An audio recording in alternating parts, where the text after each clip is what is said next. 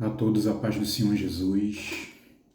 Na carta de Paulo aos Filipenses, no capítulo 1, a partir do versículo 12, vai dizer assim: E quero, irmãos, que saibais que as coisas que me aconteceram contribuíram para maior proveito do Evangelho, de maneira que as minhas prisões em Cristo foram manifestas por toda a guarda pretoriana e por todos os demais lugares.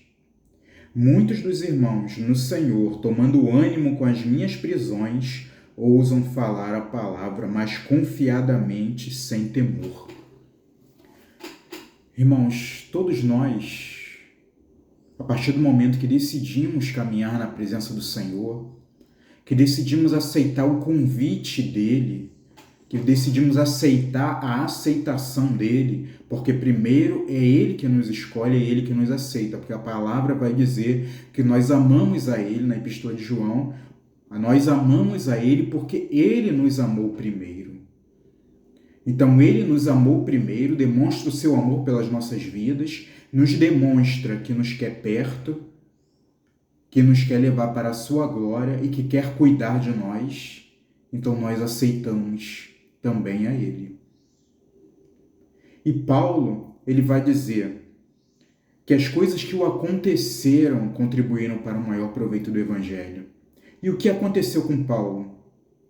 Prisões, açoites, acusações, naufrágios, picadas, apedrejamento, dado como morto, jogado para fora da cidade de Jerusalém. Muitas coisas aconteceram com Paulo. Mas de todas também o Senhor foi livrando, o Senhor foi sustentando, o Senhor foi amadurecendo, o Senhor foi o fazendo crescer na graça e no conhecimento, o fazendo crescer na fé.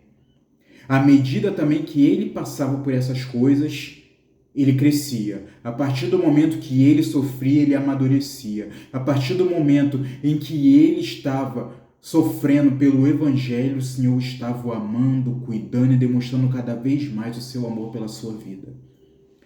Assim, muitas vezes somos nós também. Mediante as lutas, as provas, as dificuldades, mais nós vamos amadurecendo, crescendo e sentindo e vendo o amor de Deus pelas nossas vidas. E outros vão tomando ânimo em pregar o Evangelho, em permanecer na presença do Senhor e em permanecer firmes no Senhor. E todos viam o testemunho de Paulo, porque isso tudo foi manifesto diante da guarda pretoriana. E outros, eles tomaram ânimo com as prisões, eles tomaram ânimo com a picada de cobra. Como é que pode? Eles tomaram ânimo com os açoites para pregar a palavra. Assim também precisa ser sobre as nossas vidas. Porque muitas vezes nós estamos murmurando, reclamando, nos entristecendo.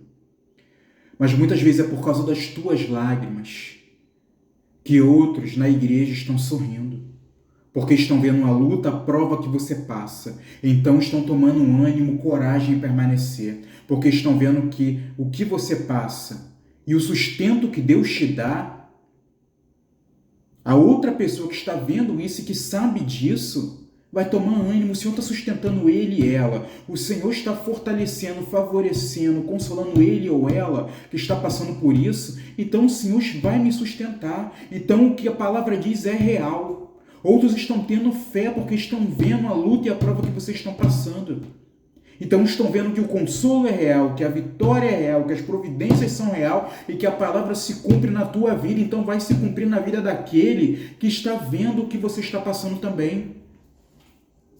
Outros estão de pé porque você está de joelhos dobrados por causa dessa luta e dessa prova. Porque você dobra o joelho para orar pela tua luta, pela tua prova. Então o Espírito Santo começa a te revelar a dor do irmão, o sofrimento do irmão, a dificuldade da igreja, a dificuldade do pastor, as lutas, as provas, muitas vezes para manter o rebanho firme, para manter outros de pé. Então porque você está de joelhos, chorando, outros estão de pé. Pela tua luta, outros estão tendo vitória.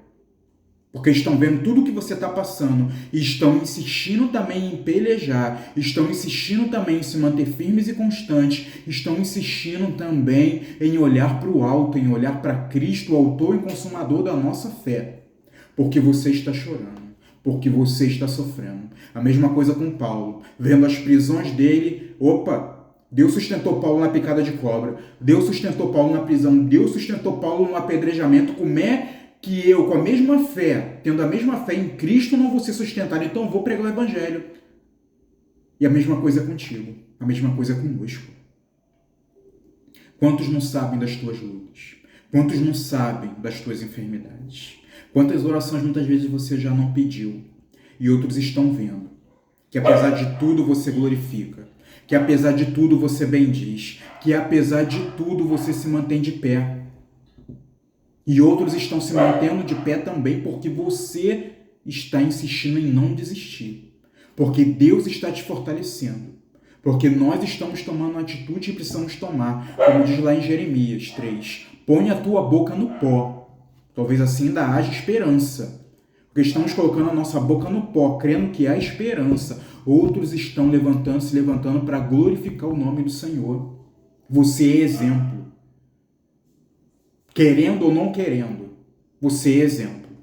Querendo ou não querendo, outros estão olhando para ti e estão glorificando o nome do Senhor. Às vezes nós nos achamos, quem sou eu? Logo eu não fiz nada demais. Nós pensamos às vezes que no material, no dia a dia, secular, não é nada demais. Mas no mundo espiritual é muita coisa. No mundo espiritual é um testemunho. No mundo espiritual é ali você tomando o reino por esforço, se esforçando. No mundo espiritual você tinha tudo para cair. E não devia, às vezes, respostas ou informações a ninguém. Mas você não caiu.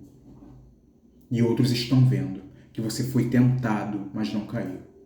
Que você foi chamado de louco. Como Félix ali chegou para Paulo, as muitas letras te fazem delirar. Tu quer, por acaso, mais um pouco, eu me converti e viraria cristão. Muitos estão vendo que muitas vezes você está sozinho, mas Deus está te fortalecendo, como Paulo vai dizer a Timóteo. Timóteo, na minha primeira defesa, eu estava sozinho, todos me desampararam. Mas o Senhor me assistiu e me fortaleceu e fui livre da boca do leão. Quantas vezes estão vendo que você está sozinho com tudo para cair, para desistir, mas pelo teu testemunho, pelas tuas aflições, outros estão se mantendo de pé. Estão vendo em ti o exemplo de Cristo, estão vendo em ti o exemplo da palavra se cumprindo. Estão vendo em ti a realidade do Evangelho, porque o Evangelho não é uma utopia, uma fantasia, não é algo criado por uma mente delirante. O Evangelho é real, Jesus é real e através muitas vezes das nossas aflições, outros estão se alegrando. Através da nossa oração, outros estão se mantendo de pé. Através do nosso testemunho, outros estão olhando para Cristo. Estão levantando as suas cabeças e tendo a sua esperança no alto.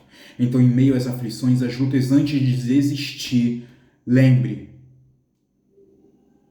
a tua vida está sendo usada para manter outros de pé. A tua vida está sendo usada para outros glorificarem a Deus.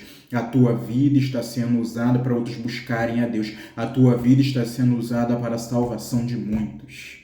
Então não desista. Não jogue a toalha. Não murmure. Mas em meio a isso tudo, ore. Clame a Deus. Chore aos pés de Deus. Glorifique o nome de Deus. Fala para Deus que está doendo, para que Ele traga o bálsamo, para que Ele traga a paz, para que Ele traga o refrigério. Mas como Paulo, as tuas aflições estão dando ânimos a outros para se manterem de pé e pregarem o Evangelho sem medo. Então que Deus nos abençoe e que as nossas feridas, as nossas chagas, as nossas dores sejam cura e refrigério para outros irmãos e para outras vidas. Que Deus nos abençoe.